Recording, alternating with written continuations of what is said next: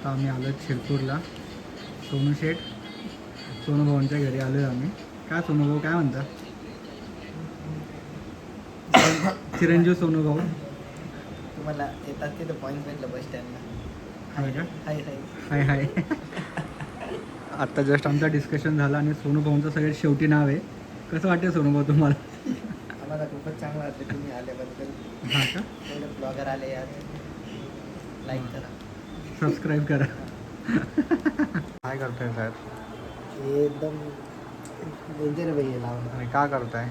हे आपण दुसऱ्या सगळ्या जिल्ह्यात वेगळ्या तरी कार्यक्रम होता ना, ते वाजवायला घेऊन गेले होते. गाणं वाजवायला? बरोबर. लग्न जमल्यावर 2-3 दिवस आधी नाचताना. काय काय?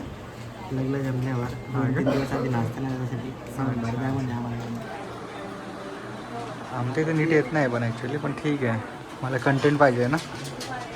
2 मिनटाचं. पैसे बरोबर आहे का आता? तर आता मी आलो आहे शिरपूरला आणि आता इथं माझे दोघं भाऊ वेदांत आणि यश मला सांगणार आहेत कसं प्रकारे बनवायचे. तो खूप उद्यापासून चांगले व्लॉग्स येतील.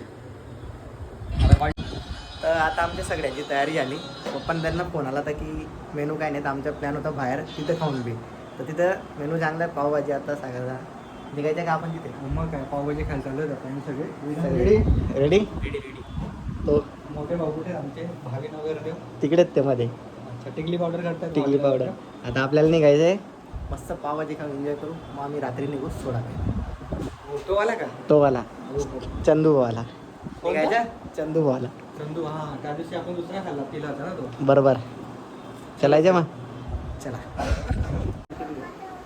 तर आता आम्ही आलो आहे सगळं कामं करून. आता 12 वाजता आहेत ऑलमोस्ट. उद्या आम्हाला जायचं आहे. क्लास चालू करा पहिले. हो ना, चालू करते ना. आता आमची कोणची पार्टी होते. पावभाजी खाल्ल्यानंतर आम्हाला खूपची इच्छा होती की आम्ही ॲक्सिडेंट होऊ. हा का? आम्ही रात्री 12 वाजता गेलो. अच्छा. पण नाथ थोडा जळगावला. हा का? आणि मला वाटलं की हे मेहंदीचा कोण घ्यायला गेले. मला वाटलं हे मेहंदीचा कोण घ्यायला गेले. म्हटलं मला पण आनंद होते.